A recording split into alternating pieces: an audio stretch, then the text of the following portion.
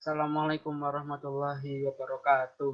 Innalhamdalillah namadu wa nasta'inuhu wa nastaghfiruh wa na'udzu billahi min syururi anfusina wa min sayyiati a'malina may yahdihillahu fala mudhillalah wa may yudhlil fala hadiyalah. Asyhadu an la ilaha illallah wa asyhadu anna Muhammadan abduhu wa rasuluh la nabiyya wa la rasulahu ba'da. Tak lupa marilah kita senantiasa memanjatkan syukur kita atas segala nikmat yang telah diberikan oleh Allah sehingga kita semuanya dapat saling berbagi ilmu, dapat bertatap muka di forum Zoom ini tanpa ada suatu halangan apapun. Kedua kalinya tak lupa sholat beri salam kita Nabi Muhammad SAW pada para sahabatnya, tabiin yang selalu suka menjalankan sunnah-sunnahnya hingga hari kiamat kelak. Akan membawakan acara pada malam hari ini.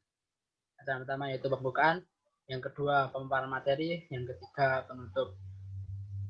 Sebelum masuk ke acara yang pertama, sebelum masuk acara yang kedua, kita buka seminar yang ketiga ini dengan bacaan basmalah bersama-sama. Bismillahirrahmanirrahim. Selanjutnya seminar yang berjudul Model Pemasaran dan Potensi Inovasi Usaha Kecil Produk Bioteknologi di Provinsi Jawa Timur. Berikut saya paparkan anggota dari kelompok 1 yang beranggotakan Widianingsih Ramli, Muhammad Aizat Nasmani Baihati, Yubin Safitri, Jessica Ayuni, dan Mutia Bisail. Untuk pemaparan materi saya berikan kepada teman saya Mutia Abil Said. Oleh tempat kami persilahkan. Terima kasih. Pertama yaitu poin abstrak. Penelitian ini bertujuan untuk menemukan model pemasaran dan potensi inovasi usaha kecil khusus untuk produk bioteknologi. Hasil dari penelitian ini menemukan bahwa model pemasaran dapat dilakukan dengan menekankan pada inovasi dan branding agar dapat meningkatkan kinerja. Inovasi dapat dilakukan dengan menekankan pada inovasi tempat, inovasi produk, dan inovasi kemasan. Branding dapat dilakukan dengan branding perusahaan, branding produk, dan branding pengguna. Penekanan pada strategi, inovasi, dan branding akan dapat meningkatkan daya saing usaha kecil produk bioteknologi dari aspek kinerja yang diukur melalui pertumbuhan penjualan, pertumbuhan keuntungan, dan pangsa pasar. Next.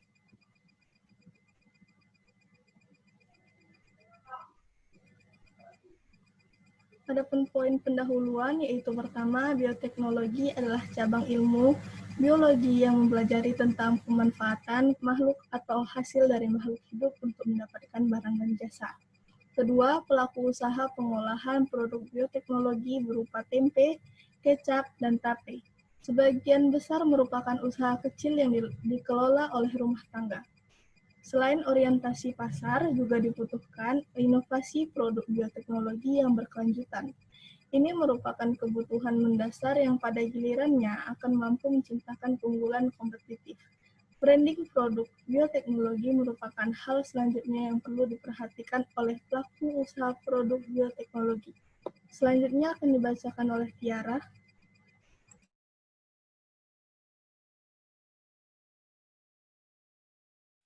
Baik, terima kasih Mbak Mutek. Kemudian, adapun dalam metode, yaitu terdiri dari 3 poin. Yang pertama ada desain penelitian, sesuai dengan tujuan penelitian yang ingin dicapai, maka penelitian ini menggunakan pola ekspansi. Nah, apa sih itu ekspansi? Ekspansi adalah penelitian yang bermaksud menjelaskan kedudukan variabel-variabel yang diteliti serta hubungan dan pengaruh antara satu variabel dengan variabel yang lain. Kemudian ada populasi dan prosedur pengambilan sampel. Nah, dalam penelitian ini populasi seluruh pelaku usaha, populasi adalah seluruh pelaku usaha tape, tempe, dan kecap yang ada di koridor timur Provinsi Jawa Timur, yang meliputi Kabupaten Jember, Bondowoso, Situbondo, dan Banyuwangi.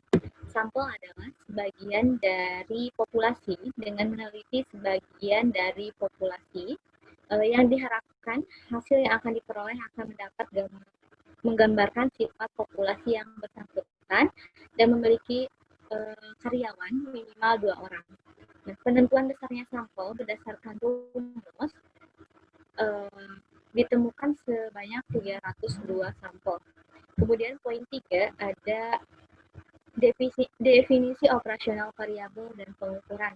Nah, penelitian ini dapat diidentifikasi terdiri dari beberapa. Yang pertama ada 1, orientasi pasar atau X adalah budaya organisasi yang paling efektif dan efisien mengembangkan perilaku untuk menciptakan nilai superior untuk pembeli dan melanjutkan kinerja superior dalam bisnis dengan orientasi pasar konsisten dalam 3 indikator, yaitu orientasi pelanggan, orientasi kompetitor, dan koordinasi interfungsional.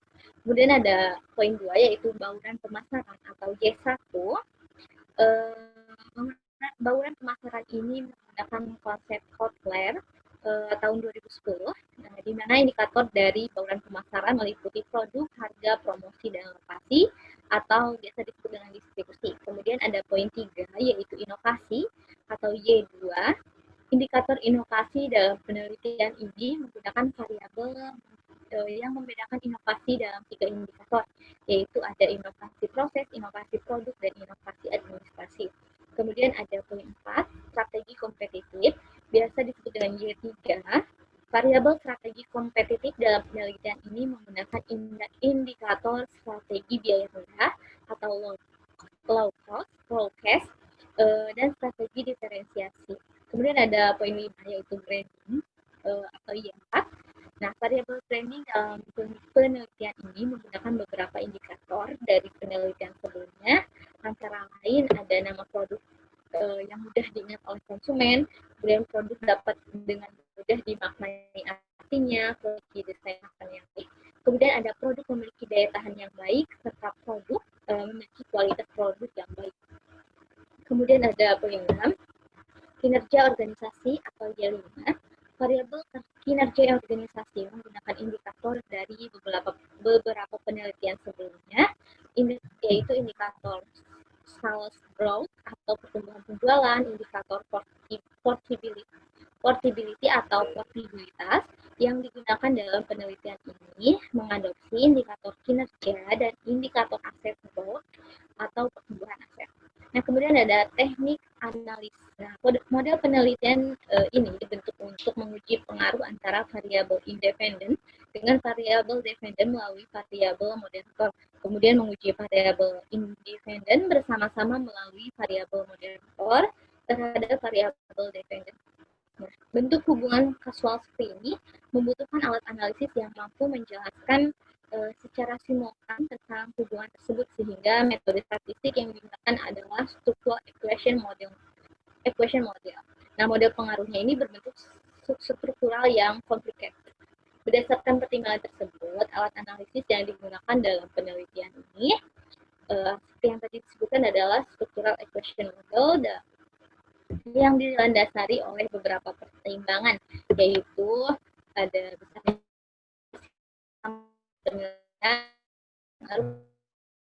dependen dengan beberapa variabel dependen baik secara parsial maupun secara simultan. Yang terakhir ada model pengaruhnya berbentuk struktural yang complicated. Nah, berdasarkan pertimbangan tersebut, alat analisis yang digunakan yaitu model SEM atau structural equation model, seperti itu. Nah, oke, sekian yang bisa saya sampaikan mengenai metode. Selanjutnya akan dilanjutkan oleh teman saya, Mbak Yuping, silakan. Baik, pada poin hasil ada beberapa, yaitu pertama, uji kualitas data dan analisis faktor konfirmatori. Hal pertama yang dilakukan dalam analisis data yaitu dengan melakukan uji kualitas data yang meliputi uji validitas dan uji reliabilitas terhadap kuesioner. Berdasarkan uji validitas menghasilkan temuan bahwa semua item pertanyaan pada kuesioner dinyatakan valid. Sedangkan untuk uji reliabilitas dapat diketahui bahwa seluruh pertanyaan pada kuesioner bersifat reliable atau dapat uji. Kualitas data dan analisis faktor konfirmatori. Untuk yang kedua, analisis kelayakan model struktural. Analisis kelayakan model struktural berguna untuk menguji model struktural yang digunakan dalam penelitian setelah model diuji dengan analisis faktor konfirmatori. Hasil pengolahan terhadap keseluruhan model setelah data menunjukkan bahwa keseluruhan model dalam penelitian ini telah memenuhi kriteria goodness of fit. Yang ketiga, evaluasi asumsi SEM. Uji asumsi yang harus dilakukan dalam analisis SEM adalah uji kelayakan jumlah sampel, univariate, outlier, uji normalitas, dan uji multikolinearitas singularitas. Menyatakan bahwa pemakaian SEM dengan estimasi maksimum likelihood lebih baik dengan sampel antara 100 sampai 300. Sehingga pada penelitian ini target sampel adalah 302 responden. Jumlah sampel dalam penelitian ini yaitu sebanyak 302 responden, artinya jumlah ini telah memenuhi syarat kelayakan jumlah sampel dalam analisis SEM. Yang keempat, pengaruh langsung dan tidak langsung. Analisis ini dilakukan untuk melihat seberapa kuat pengaruh antar variabel secara langsung maupun tidak langsung. Hasil dari interpretasi ini penting guna mendapatkan suatu pemilihan strategi yang jelas. Berdasarkan tabel di atas memperlihatkan bahwa variabel orientasi pasar memiliki pengaruh signifikan terhadap bauran pemasaran dengan nilai koefisien sebesar 1,53, variabel orientasi pasar memiliki pengaruh signifikan terhadap strategi kompetitif dengan nilai koefisien sebesar 1,03, variabel orientasi pasar memiliki pengaruh signifikan terhadap branding dengan nilai koefisien sebesar 1,15, variabel orientasi pasar memiliki pengaruh signifikan terhadap inovasi dengan nilai koefisien sebesar 0,7, orientasi memiliki pengaruh signifikan terhadap kinerja organisasi nilai variabel bauran pemasaran tidak memiliki pengaruh signifikan terhadap kinerja organisasi dengan nilai sebesar 3,52. Variabel strategi kompetitif tidak memiliki pengaruh signifikan terhadap kinerja organisasi dengan nilai koefisien sebesar min 1,03, variabel inovasi memiliki pengaruh signifikan terhadap kinerja organisasi dengan nilai koefisien sebesar 0,91 dan variabel branding memiliki pengaruh negatif dan signifikan terhadap kinerja organisasi dengan nilai koefisien sebesar 0,35. Kelima, pengujian hipotesis dalam penelitian. Pengujian hipotesis dipakai guna mengevaluasi hipotesis yang sudah diajukan. Berdasarkan data akan dipadankan dengan batas nilai CR sebesar kurang lebih 1,96 dan nilai batas p-value sebesar 0,05.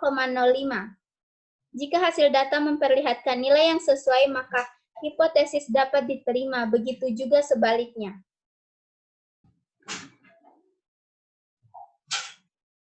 Baik, next.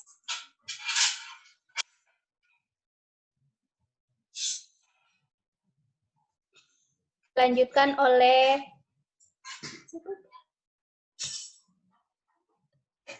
rekan saya, Widya. Selanjutnya, pembahasan. Pada poin pertama, terdapat beberapa fakta menarik dari penelitian. Beberapa fakta menarik dari penelitian ini adalah dengan ditolaknya beberapa hipotesis dalam penelitian ini. Orientasi pasar terbukti tidak memberikan dampak signifikan terhadap kinerja. Hal ini menarik karena pada umumnya hasil penelitian terkait orientasi pasar sepanjang penelitian ketahui, selalu memberikan dampak signifikan terhadap kinerja organisasi meskipun dengan nilai yang berbeda signifikannya. Poin kedua, menariknya pengaruh branding terhadap kinerja meskipun terbukti berpengaruh signifikan dan negatif. Dalam penelitian ini, 46% tidak menamai usaha mereka. Hal ini menandakan bahwa tidak banyak perusahaan dalam penelitian ini yang menggunakan media elektronik, media internet, diskon, dan informasi dalam kemasan produk mereka. Karena memang pelaku usaha kecil bioteknologi ini lemah di branding. Hal ini menguatkan fakta bahwa branding perlu mendapat perhatian lebih bagi pelaku usaha agar memberikan kontribusi signifikan terhadap kinerja organisasi. Poin ketiga, fakta menarik lainnya adalah inovasi menjadi variabel intervening antara orientasi pasar terhadap kinerja indirect effect. Orientasi pasar terhadap kinerja organisasi memiliki koefisien 0,11. Hal ini menegaskan bahwa orientasi pasar akan memberi jika memaksimalkan variabel inovasi dalam meningkatkan kinerja organisasi. Pelaku usaha atau perusahaan perlu memperhatikan inovasi produk, inovasi kemasan, dan inovasi tempat dalam usaha mereka, karena berpotensi akan meningkatkan pertumbuhan penjualan, keuntungan, dan pangsa pasar produk mereka. Poin keempat, berdasarkan realitas tersebut, nampak bahwa branding dan inovasi menjadi variabel intervening yang sangat penting dalam peningkatan kinerja. Fakta bahwa banyak pelaku usaha yang tidak melakukan branding, 46% tidak menamai produk mereka dengan merek atau brand, adalah menjadi kendala pelaku usaha dalam meningkatkan daya saing dan kinerja organisasinya. Inovasi juga menjadi hal yang penting karena berdasarkan hasil penelitian, inovasi kemasan memiliki nilai yang paling lemah dan selanjutnya oleh Ajijan. Poin kesimpulan. Berdasarkan hasil penelitian, kesimpulan dalam hal ini adalah bahwa marketing modal usaha kecil produk bioteknologi adalah dengan memaksimalkan peran variabel inovasi dan branding agar dapat meningkatkan daya saing usaha kecil produk bioteknologi. Inovasi usaha kecil dapat menekan aspek inovasi produk dan inovasi kemasan. Branding dapat dilakukan dengan fokus pada branding perusahaan, comparted branding, branding produk, dan branding pengguna. Sedangkan potensi inovasi usaha kecil produk bioteknologi dapat dilakukan pada penekanan inovasi produk dan inovasi kemasan, di mana dalam penelitian ini ditemukan hasil bahwa inovasi sangat berpotensi dapat meningkatkan kinerja organisasi dan aspek peningkatan penjualan, peningkatan keuntungan, dan pangsa pasar. Nah, demikian pemaparan materi dari kelompok 1. Bila di mana ada kekurangannya, maka kami mohon maaf karena kami sudah juga dalam proses belajar. Bila ada hal yang dapat diaplikasikan dalam kehidupan, maka bisa diaplikasikan. Syukron, terima kasih telah mendengarkan pemaparan materi kami. Memasuki acara yang terakhir yaitu penutup. Marilah kita tutup seminar sesi 3 ini dengan bacaan hamdalah bersama-sama. Alhamdulillahirabbil alamin. Syukron, nun. Wassalamualaikum warahmatullahi wabarakatuh.